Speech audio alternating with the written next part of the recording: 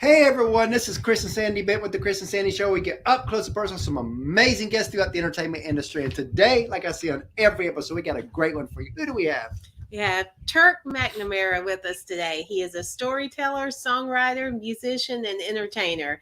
He is also a loving husband, devoted father, successful restaurateur, and the owner of one of Nashville's favorite hotspots, McNamara's Irish Pub and Restaurant.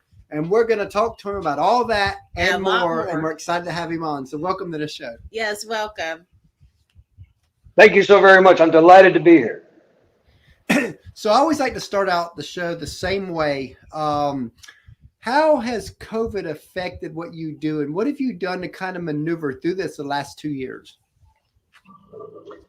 I will be honest with you. COVID was good for me personally. We opened up our restaurant. The McNamara's opened up in 2010, and for 12 years we ran pretty hard at it. And then we shut down on the 2nd of April of last year, and we stayed closed to the 17th of September. Oh, wow. And when we were closed, it allowed I moved to Nashville to write songs in 1995, and I ran hard at that for about 10 to 12 years. And then I got to a point where I had a wife and 3 kids, and I figured I had some burgeoning success with a publisher here in town, and then they had a little bit of misfortune, and I had to take a step back, and I figured I would go into the next best, safest industry and open up a restaurant, which is not what most people would do. And truth be told, we've been really blessed. It was a great run for us, but when we shut down, I remembered why I moved here. I moved here to write songs. I moved here to perform. And I've been performing steadily for 27 years in town playing Irish music. I mean, 6,000 gigs since I've been here. But the songwriting is what my passion is, and the storytelling and the ability to re-engage with people on a very intimate and personal level in Nashville is kind of what COVID did for me. Wow. Oh, wow. That's like for us. We launched this show January of 2020. So a couple months before COVID, I remember our original plan was to do 100 interviews first year. We thought if we could do that, be a great foundation. And then COVID happens. And I remember watching everything get shut down. And I was telling Sandy, I was like, we can't change COVID, but this may be our silver lining. People who normally wouldn't come on a brand new show might be willing to come on a brand new show. So we reached out to anybody and everybody. And because of But that's exactly the beauty of COVID. That's exactly right. It's allowing everybody to kind of adapt and evolve and change, especially if you embrace the fact that we have to evolve and change, especially musically in this town specifically and worldwide. Agreed. Absolutely. I mean, we're at over. So how many did you end up doing? Well, we did 500. That's fantastic. Yeah, we did 300 last year, and we're over 500 now. Yep, we've hit over 500. And you were shooting for 100. Yeah. So wow, that's great. Well, good for you. That's wonderful. I'm honored to be here. Even more so now. That's great. It's been a crazy run because again, we started the show as just a music show, but because of COVID, we opened the door also to actors and authors, athletes. Models, so we've actually expanded it, and it's been a crazy adventure. That's wonderful. That's great. So, a lot of people would ask, when did you know you wanted to do music? But I like to go deeper than that. When did it click that this could actually be a career for you? I was in Key West, Florida, my junior year in college. I had road trip with a buddy of mine named Steve Brown, and we were down there living off of bologna sandwiches and happy hour. And we were in a place called Rum Runners, and I was a big Jimmy Buffett fan as a kid growing up. And when I first started learning songs, I kind of learned the singer-songwriter and the storyteller venues anyway. And we were in there, and I remember my buddy Brown, he gave a $20 bill to the guy up on stage and asked if I could get up and sing. And I got up and sang 2 songs on Rum Runners down there on Key West on Duval Street. And I remember coming out afterwards, and I called my sister Colette on a payphone to tell her I'm gonna play music for a living. And I had always known I wanted to be a musician, or I've always sang, but that was the moment. That was when I was like, you know what? I think this is what I'm gonna do. And so that's when I went back to school the following semester. I booked myself as a solo act in the local pub on campus, and I played a solo show, and I started learning songs. And started deciding I was going to try to move somewhere that I could pursue this, and it was either going Oh to be New wow. York, Los Angeles, or Nashville, and I didn't want to go to New York, and I didn't want to go to California, and I was from Louisiana originally, and so I split the difference and went to Nashville, and here we are. Oh, there you go. So what was that move like to Nashville? Did Nashville embrace you right away, or because everybody has different stories with their first move? I have been blessed with a tremendous relationship with Nashville, Tennessee. I love Nashville, Tennessee. When I moved to Nashville, though, it was still a town. You know what I mean? Second Avenue was the hot spot. Lower Broad hadn't even started to really burgeon yet. I mean, you had Wolfie's, and that was it. You had Ernest Tubb. They had just broken ground on the Wow. arena. They didn't have legends. You had Tootsie's. You had Roberts, which is still my favorite honky tonk down there on Lower Broad. But it was good for me. I started as a server at a place called Mulligan's, which was an Irish pub on Second Avenue for 20 years. Well, they were there 20 years. I was there for 10. I started as a server, and then I bar backed and bartended, and then I got up on stage one night to sing Danny Boy, which was nobody wanted to sing, and it was like one of the few Irish songs I knew. And Tony Lyons, who was the owner of the pub at the time, says, "You got a good voice. You learn 30 Irish songs, I'll put you on stage." And I took him Oh at his wow. word. And I learned 30 Irish songs in 2 weeks, and went back to him and told him as much. And he handed me a guitar. He said, "Start singing." And I sang him 10 songs. And he goes, "You start Wednesday. You got a 5-hour solo. It was 8-1 for Wow. $40. It was 2 hours. It was 2 sets of Irish music, and then I could do a set of originals." And that was the beginning of my professional career in Nashville. And that was 1996. And you've seen since 95, 96 era, Nashville's changed a lot. Oh, it's unbelievable. There's a great Irish song called Dublin in the Rural Times, and the line goes, "The great unyielding concrete makes the city of my town." And that's what I think of when I see Nashville. When I moved to Nashville, I didn't know anybody. I knew one kid at Vanderbilt Med School that crashed on his couch, and then I went and found a place in Antioch, and then I just moved here. I didn't know anybody, no one. But I remember coming around 440, going around the first time, and seeing the skyline. And back then, it was the LNC Tower, and it was the Batman Building, and that was it. And now I drive down from Lebanon Road towards downtown, and I feel like I'm driving towards Atlanta. It's crazy. It's changed quite a bit. But here's the thing. I love the 95, 96 Nashville, obviously, with the nostalgic part of it. I'm afraid that at times we've lost that here in town, but we're trying really hard to bring it back, especially here at the pub at McNamara's with the upstairs lounge at Turk's Lounge. I mean, what this venue is specifically a reminiscent room of the intimate listening rooms that we're losing in Nashville. We lost Douglas Corner. We lost Windows on the Cumberland. The Sutler's not the same. The Bluebird is not really the same as it used to be. They're still wonderful, wonderful venues, but there used to be a tremendous soul behind the song in Nashville, especially in the performance side to it with the songwriters. And that's what I'm hoping to kind of tap into and to kind of bring back into fruition here in Nashville. Oh, And see, love next year we're that. planning on eventually moving to Nashville Yes, we ourselves. love Oh Nashville. my gosh. I've got history, and Nashville's a wonderful town. It really, and it's a tremendous. You can be downtown and have all the benefits of a major city, sporting events, the theater, Yeah. you've got the Schermerhorn, and then you go 15 or 20 miles outside of town and you're looking at horses and scenery. It's lovely. But at the same time, it's still, Nashville has yet to lose that ability to kind of separate from reality when you get away from town a little bit. I'm hoping it never gets to such a big sprawl that we lose that. Like one of my favorite stories. Now, some people would think this is small, but to me, this was big. Now, we live in Savannah, Georgia.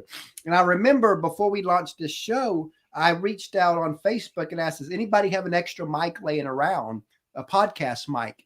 And I'm expecting, Savannah people to respond and I can go pick one up. And I had a friend of mine private message me, said, "What's your address?" And he's from Nashville. I'll mail you one.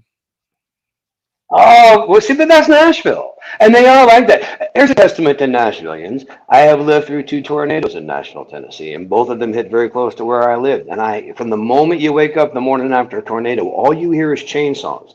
And you hear them for days and days and days, where it's just people helping other people. I mean, the volunteer state is legitimately the volunteer state. That's another thing I love about Tennessee. And so that doesn't surprise me that somebody here would end up sending you a microphone. That's pretty cool. Like last year during the big tornadoes that hit Nashville, the church that we're planning on going to, Cross Point, they got hit pretty hard downtown. They did, yes, with their building. You know, They're and it's just so random. You never know, you know. I know it's crazy how those tornadoes can go, but the great thing is Nashville and the surrounding areas is a community where when you can be on opposite sides of beliefs, but when something happens, everybody comes together.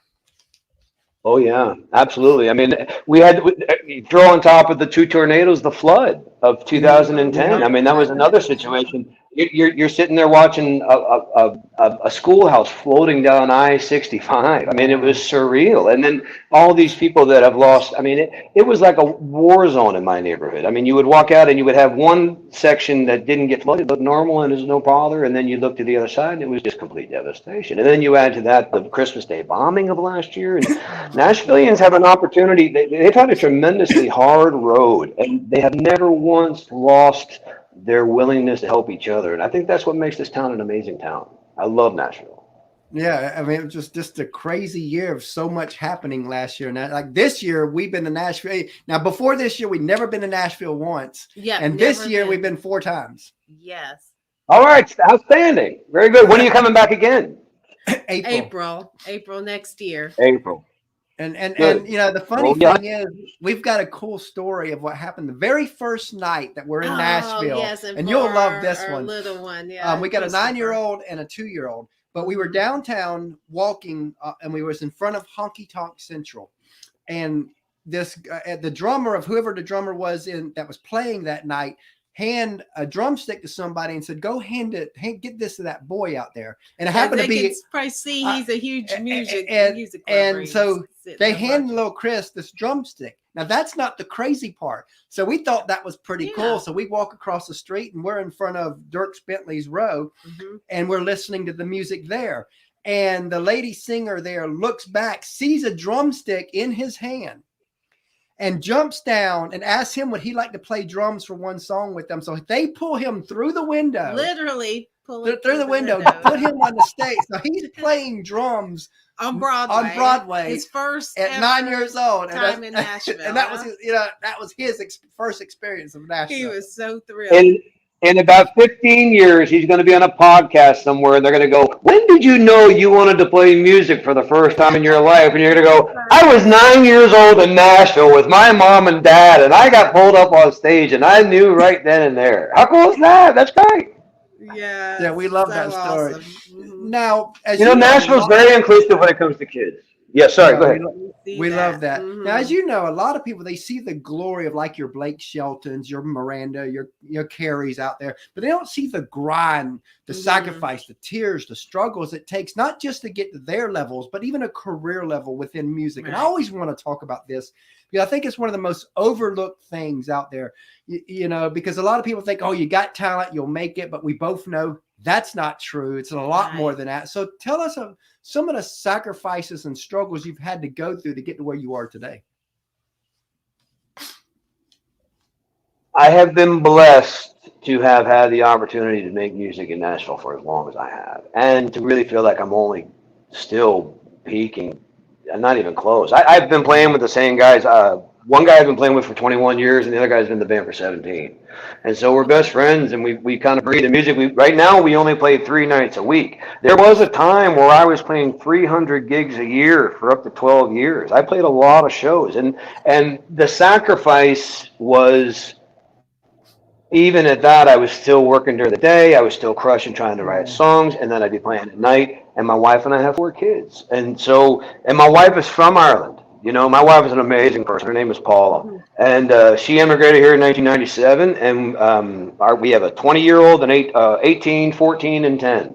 And for the formative years and all those years, I'd be there. It was good because I was free during the day to help and be dad, and we were always very hands-on. But at night, once I was working, and that's a hard way it's a hard life to share. And so the sacrifice is obviously, you know, the hours and the lack of sleep and trying to make sure you stay on time and you try to stay diligent and be professional at all times because it's always a business. The sacrifice I think that we made as a family specifically probably was more my wife than it was me, and that was the fact that at night when I'd be working and the kids would be asleep, she'd have the walls to keep her company, and that's a dangerous thing to be. And she's an amazing person. My children are great, but I only now do they know that I'm trying to pursue this thing as the songwriting. They've only really known me as the Irish player in town, but it's only because in their formative years, this is what we did, you know, and that's kind of cool too, because I'll be singing a song around the house and my kids will go, who wrote that one? I'll go, that's one of mine. And they'll go, really? And I go, yeah. And so that's kind of happening more and more. And I've also, the other side to this is just because I may not have been engaged in the music business actively writing songs, I was still always engaged in music. And that was important. You know, you consistently get better as a musician, you consistently get better as an entertainer, you consistently get better as a songwriter, hopefully you consistently get better as a bandmate. If I were to give advice to anybody moving forward, if you want to know the true meaning of success in Nashville, Tennessee, it's don't quit. Ever. Don't let anybody dissuade you. Stay true to who you are. Don't quit. And listen, if somebody successful gives you advice, listen.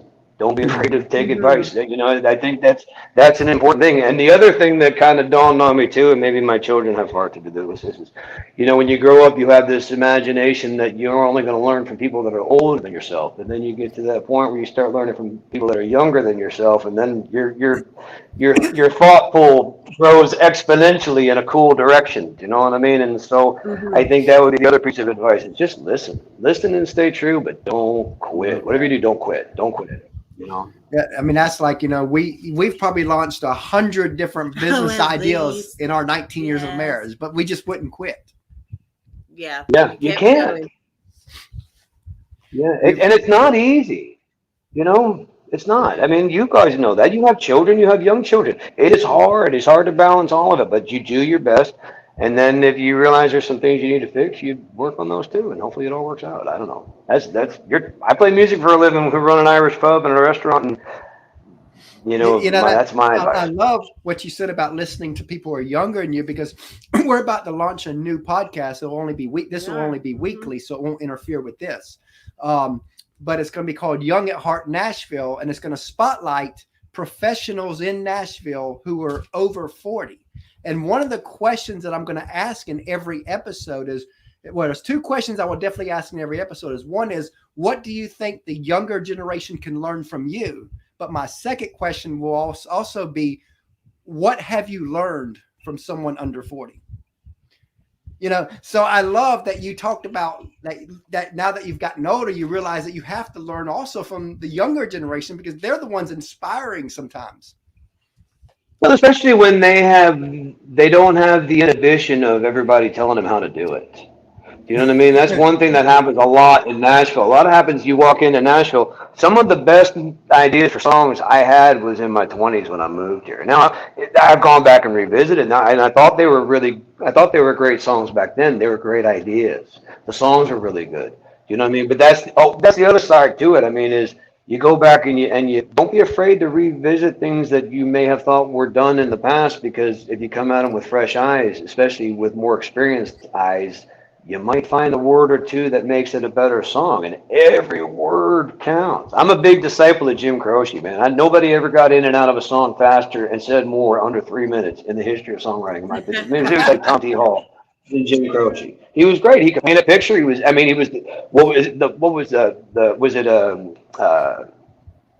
Oh my goodness. It'll come to me. The idea of the 3-minute movie. Do you know what I mean? That was Jim Croce. That was all those great songwriters from that era, even in the country markets as well. You know, and that was the other thing, was when I grew up listening to songwriters, I listened to James Taylor and Harry Chapin and Jim Croce and Jimmy Buffett and that stuff. And so when I moved to Nashville, that was kind of the songs that I would have written. And then I met Paula, and Paula's from Ireland, and in Ireland they love country music. And which is kind of ironic, right? If I lived in Ireland, I would have to play country music, and I live in Nashville, I play Irish music, right? I mean, think of the dichotomy of that. But the truth is, through Paul, I started listening to Chris Christopherson, and I started listening to Tom T. Hall, and I started listening to all those, Mickey Newberry, you know what I mean? And Jesse Winchester, some of these great classic songwriters who are also contemporaries of James Taylor, Harry Chapin, and those guys. And so when I started to kind of incorporate that flavor into the songs of what I write, then I felt like what I was saying was something that was worth throwing out there to Nashville, Tennessee. Love that. And you're going to perform a song for us, right? Yeah, I would like to. If it's okay, I just released a couple songs. They're both on Spotify and iTunes. The first one's called "Cold November Rain," and this is a song about moving on. Literally, everybody has.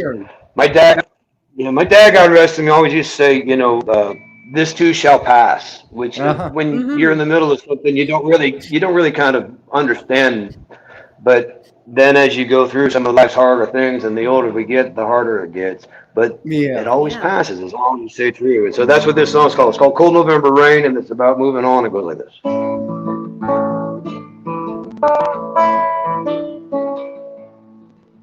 Well, autumn leaves are barely on the tree when a whisper of wind blankets the ground, and the rustle beneath my footsteps. Oh, is the only sound.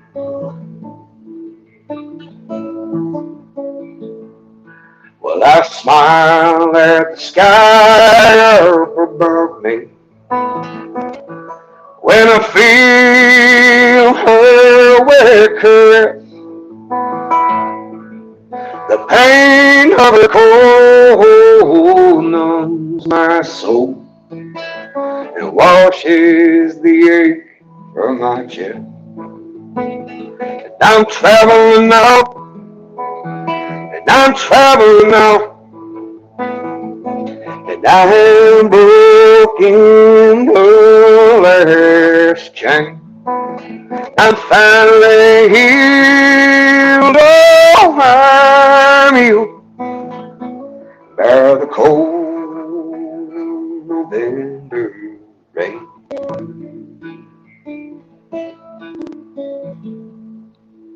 Well, all my mistakes are clear to me. I've come to realize my fate. The rain has made me see that it's never too late to keep traveling now, to keep traveling now. And I have broken the last chain. I'm finally healed, oh, I'm healed by the cold November rain. I'm traveling now, and I'm traveling now,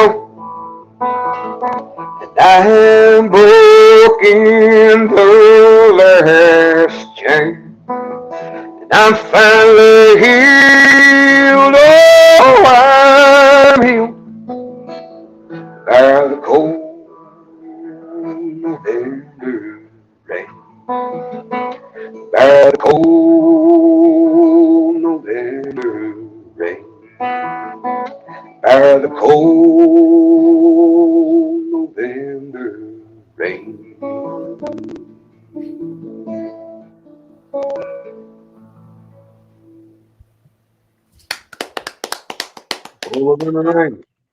Beautiful song. Love it. Thank you. Thank So you very much. as you know, a lot of people, they see you, but they don't see the team behind you. In our opinion, teams never get the love they deserve. Don't. On our show, they get love. Yes. So take a few moments and tell us a little bit about the team that helps you be who you are. All right, I'm really blessed. I've got a lot of people that are really behind me right now, and that's a wonderful place for somebody like me to be. It starts with Paula, my wife, and my 4 children, hands down, and my family.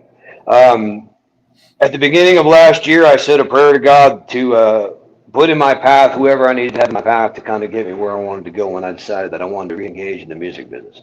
And a fellow named Jimmy Bowen walked through the door. And I talked to Jimmy, and Jimmy and I knew each other peripherally from Mulligan's back in the day. And he asked me to go on the Jimmy Bowen show, which was a tremendous honor for me. And through the Jimmy Bowen show, I met Sherry Cranford.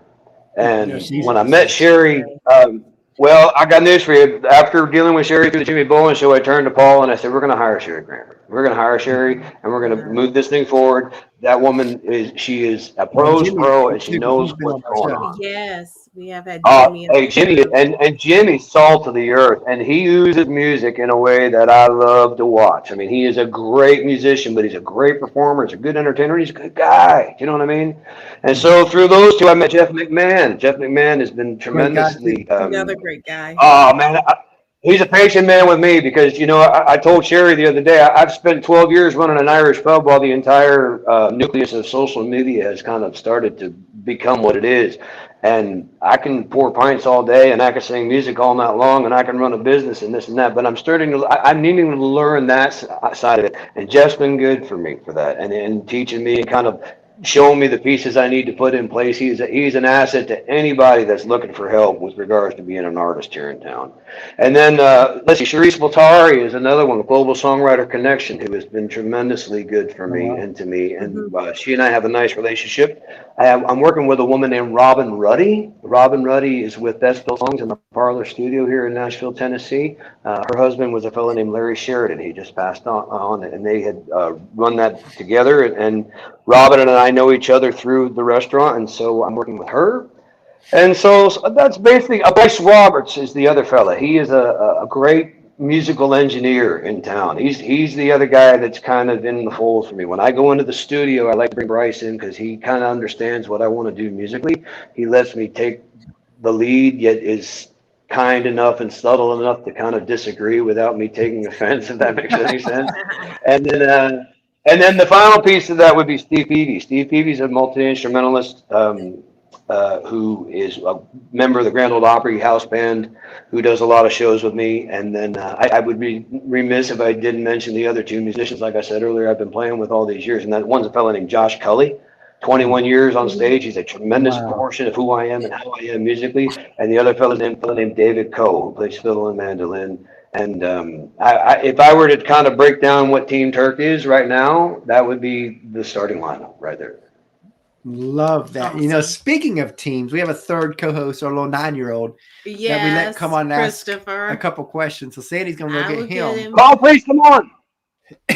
And our almost 3-year-old, when she gets older, she'll be plugged into the show too, because we are a family affair. Well, as you should be. That's great. I love the fact that they're engaged. And Christopher, that's his name? Yeah. In fact, next year, probably summertime or so, he wants to launch his own podcast. It's going to be like 10 minutes with Chris, where he interviews people for just 10 minutes. So it'll be interesting to see how he does with that. Oh my goodness, I would love to be on it when that time comes. If there's any opportunity, please keep me informed. That sounds great. So how has it been with your kids and all that? Have you been able to interact with them within your music? Well, I'm a firm believer that if you leave the instruments out, they tend to play them. You know what I mean? A lot of times, it's true. A lot of times when the instruments get left in the case, like I have my working instruments. I have, and I'm a firm believer that the instrument finds the person, not the other way around. I'm very blessed. I've got a tremendous arsenal of instruments that I use in a lot of different facets. And I think that having access to the instruments is just as important. That's Troy Castellano. He does music for instruments for education, which is a great thing that he does. And that's their whole concept too, is put the instruments in the hands of the kids. And so with my children, I've kind of tried to do the same thing, and so my eldest, Connor, does a little bit of keyboards. My daughter, Mary Kate's got one of the most amazing voices you ever heard. Ronan is a guitar player who is teaching himself lead guitar, and then Kevin is he's an Irish fiddle player and banjo player. He loves the Irish music. Hey, how are you? Hi, Turk. So what's your favorite food? My favorite food?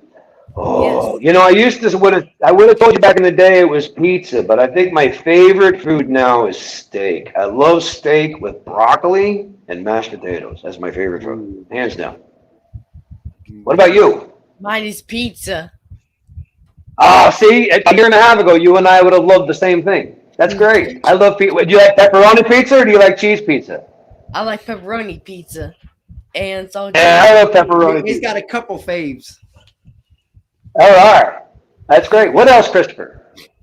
Oh, your next. You're next. Oh, my next question. What's your favorite TV show? You got to be on the ball. My favorite TV show? Yes. Oh, that's a big one. You know, my wife and I try to get on series, and we usually get on them after they've run for a while. And I don't have I have favorites. You know, I like that the new 1883 is a great one. We watch that a lot. I tell you, the one we've been watching a lot lately is called Ted Lasso. It's on Apple Plus. Man, it's really good. I thoroughly enjoyed it. It's an entertaining show for us, and you're in and out in 35 or 40 minutes, which is kind of a good thing when you don't have an awful lot of time to invest in TV. You know. What next? Mine is SpongeBob. SpongeBob? I love SpongeBob. Yeah, and it's been pretty cool because he watches a lot of Nickelodeon Disney shows now, so we've been able to bring on quite a bit of the actors and actresses from his shows onto our show from the Talk To too. Oh, how cool is that? Did you get to interview them, Christopher? He asked everyone questions. Oh, that's great. Were they all excited to talk to you? Yeah. Yep. Yes. That's awesome. That's so cool. Okay, so what's your favorite movie? My favorite movie. Boy, you ask big questions, Christopher. Let me think. I think my favorite movie of all time is It's a Wonderful Life. I love that movie. I watch it every year. Well, I fell asleep during it this year. I'm not lying to you, but it's been a long Christmas season. But that's probably my favorite. That's up there. Absolutely. What's your favorite movie? Mine is Minions. Minions? Oh, like the one that was just their own movie, not the one with Steve Carell, but like where they go and they start with the cavemen and that one. Yeah. He likes them all. Yeah. Oh, they're great. My youngest son's name is Kevin. Oh wow. Yeah, they've built such a strong brand. I tell you, even our little almost 3-year-old, she loves the Minions. And if we're in the mall somewhere and there's a Minion in the store, we have to go in. Well, I mean, they're comical. They're entertaining. I mean, even as an adult, you can find humor in the Minions, which is I think that's a great line. And when comedies can find that fine line between keeping the adults engaged, absolutely. Yep. Bye, thanks. Hey, you're so welcome. Thank you, Christopher. And he said he wants to come on your show when you start it too. Oh wow. Oh my gosh, please. Yeah. So you've got a second song you're gonna perform for us, right? Yeah, absolutely. Let me change out real quick. This is a song. I tell my kids this all the time, that in life you've got like 12 or 13 or 14 amazing days. You know what I mean? Days that are just like spectacular in your life. The day you meet the person you're gonna marry, you have your children are born, or maybe the day you get your song on the radio, and then you have the maybe 8 or 9 really bad days, like the worst days of your life, the day you lose your grandmother unexpectedly, or the day your father passes, or the day your dog is knocked down, right? And then the truth is, life is just everything that happens between those monumental events.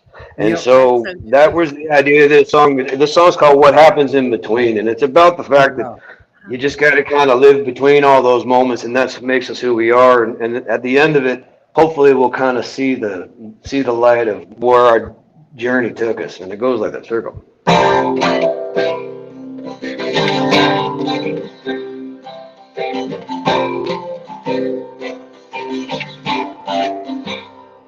Two lovers by the ocean, the young to understand how the tide rolls beneath their feet will wash away the sand. Time keeps drifting, days, years, is all. And no one sees the future in a cloud of crystal ball. Life is hard to figure out even when the bet's all in.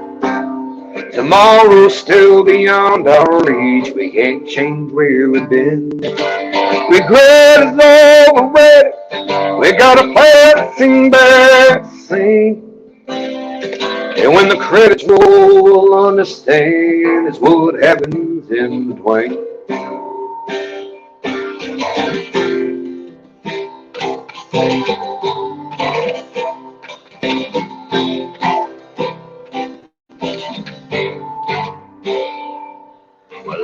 I've asked the question many times through the years.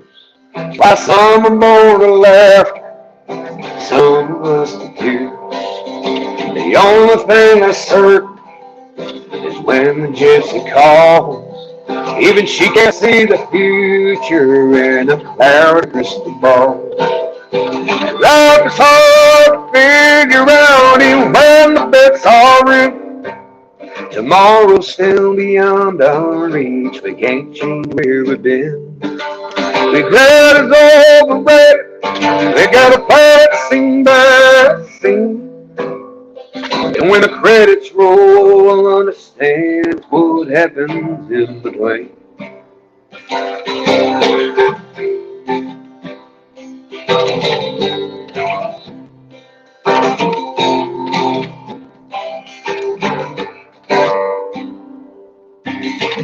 And the bonus song said alike, well, all the mist will clear, and I'll finally see the light. Until then, life is hard to figure out even when the bets are in. Tomorrow's still beyond our reach. We can't change where we've been. Regret is overrated. We gotta play it scene by scene. And when the credits roll, we'll understand is what happens in between. When the credits roll, we'll understand is what happens in between.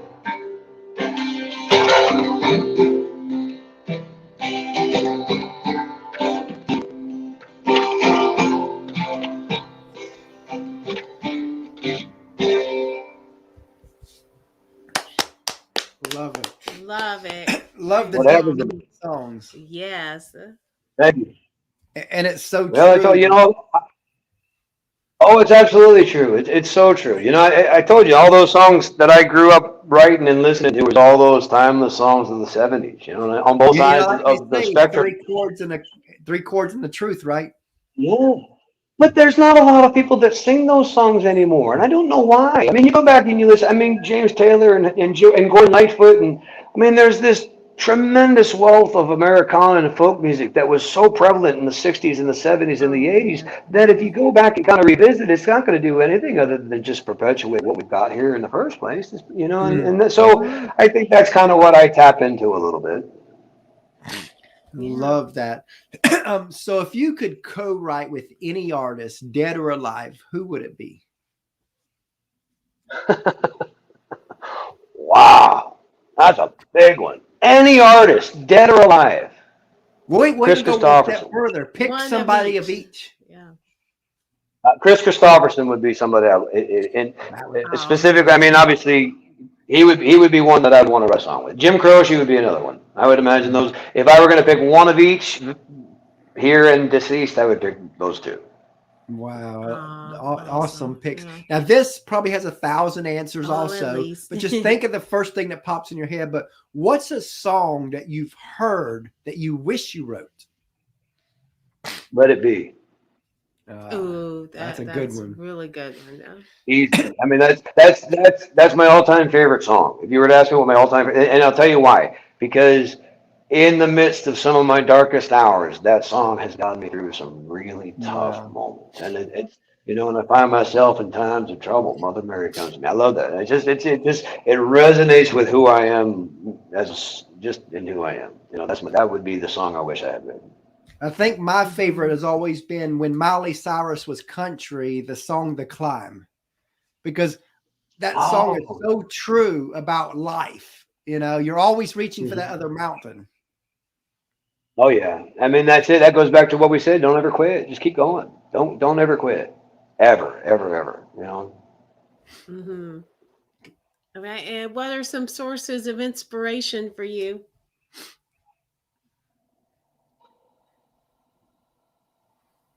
That's a good question too. I find inspiration happens if I open up my soul to listen. And what I mean by that is, you know, I'm a fairly spiritual person, and I find that if you let your ears listen to the universe usually tells you what you need to hear. And it's especially when you're writing songs, and I try to find inspiration in honesty. I try to find inspiration in driving home a reason for writing the song, and Mhm. maybe that's a little bit, that's that naivete of maybe being in my 20s still, even though I'm 50, but I'm writing songs to say something. I've always written songs to say something. That's why would you that I mean, and if that's my vehicle. That's how I profess who I am on my most basic level. You speaking about the spiritual side. I love that because like recently we was at church Wednesday night, and we've had a dilemma. We love this show, and we're gonna, of course, nothing's gonna slow the show Oh down. yeah, we're going. But we had this idea of the Young at Heart Nashville. It's only going to be weekly, so it's not going to really interfere with the show. But my concern was, is the timing right now? And we always want to go with what God wants with us. And I remember praying at church for God to speak through the sermon for me. Now to set, the whole show that we're going to do is about the over 40 crowd and all that you're not dead at 40. Yes, and we're going to spotlight people to prove that. Well, here it is. We sit down in our church Wednesday night, Yes. and then the sermon is all about the over 50 crowd, about you're not dead. Mm-hmm. and you says God doesn't talk to you. Yeah. And I'm sitting there like, well, you don't always get clear answers when you ask God to speak through a sermon, but I don't know if I could got a more clear answer than that. That's true. Well, God, you need to hear it. You know what I mean? You needed to hear it. And that's the other thing I think I've kind of realized is sometimes you got to hear things you don't necessarily want to hear, but you need to hear them. You know what I mean? And if anybody doesn't tell it to you, that's a disservice to you, and so I don't know. I have this catchphrase that I use a lot, especially here at the restaurant when I'm running the pub. And the catchphrase is, I need to talk business with you for a few minutes. And whenever I use that kind of as a preface for a conversation, what that allows me to do is to maybe tell somebody something that they may not want to hear, but they have to understand that it's not in any way a reflection on my relationship with them. But it also allows me to compartmentalize. And so it's the same thing. It's like you just prayer and having that ability to kind of ask and listen and then tune into it, but I think that, but also having the ability to trust it, you know what I mean? And Yeah. I don't know, your story is something that I love hearing stories like that, because I hear stories about that a lot, and if you are willing to open up your faith at times to people that you may not know, inevitably you're going to get a story like that. And man, why not? Because that's going to do nothing more than just solidify your faith even more, depending on, it doesn't even matter what faith you are. You know what I mean? If you have faith in some kind of spiritual being, whether it be God or Christ or whatever, you get to that point, it's like, man, yeah, let's listen. And if you listen, you can hear it. And that's, go back to your original inspiration, Sandy, or question. That's where I find my inspiration, Wow. Awesome. And what would you like for your legacy to be in music? What would you like to be known and remembered for? He wrote songs that cared, and he wrote songs that stuck around. You know what I mean? I want, you can either write for the times or you can write timeless songs. You know what I mean? And I choose the latter of the two. I want to write timeless songs. I want to write songs that in 10, 15, 20 years from now, they're still singing Turk McNamara songs. That's what I want. Wow, I love that. So as we start to close out here, say you had a friend of yours and you heard him or her sing, they have something special. They have that it factor, as Simon Cowell would say. They've played maybe a few shows, so they're still getting their feet wet on the performance side, but they know they've been called to music and they're all in. What advice would you give that specific person to kind of help guide them the next few years? Get on stage as much as possible, as often as you can. Get on stage. There's no substitution for time on stage. None. at all. I've been blessed. I've had 6,000 gigs on stage. There's stage craft, there's stage delivery, there's how you speak to them. Learn how to talk. I tell this to people all the time when and I try to pass it forward. I was really blessed. Tony Lyons, the owner of Mulligan's, and Jake Mayer, who was the other owner of Mulligan's, they took a 23-year-old kid under their wing, and Tony taught me stagecraft, and Jake taught me the science of sound, and they're two very, very important disciplines when you play live music. That was, I see people walk up to a show and all they have is a guitar. And it's like, you don't have a lead, you don't have a pickup, you don't have a preamp, you don't have anything that's going to make you sound as good as possible. You got to invest in your gear, but get on stage, because when you get on stage, inevitably things are presented to you. And even if you don't know how to handle it the first time, once it hits you a second time, you'll have a little bit more experience. And then by the time you get to 27 years in, there's very rarely anything that's going to knock you off your game. But don't be afraid to get on stage, and don't be afraid to try it. Yeah, this is our stage. Yeah. Yeah, that's it. And I would imagine your 500th interview is significantly different than your first interview, only because you've had time on stage to develop your technique and learn the craft of what you're doing. And it doesn't matter what the stage is. That's your stage. That's exactly right. There's no substitution for time on stage, and as it is by how good you guys are, you know. Well, we definitely appreciate that. So tell everybody how they can find you. You can find me at Turk McNamara on turkmcnamara.com. You can also find me on Turk's Lounge, which is the upstairs venue here, which is where I'm broadcasting from here at McNamara's Irish Pub, which is here in Nashville, Tennessee. You can find me on Facebook under Turk McNamara, and you can find me on Instagram as well. And the two songs that I just sang for you, Cold November Rain and What Happens in Between, can also be found on iTunes and can also be found on Spotify. Love that. You know, we really enjoyed having you on the show today, and we definitely look forward to having you back for updates down the road. Yes.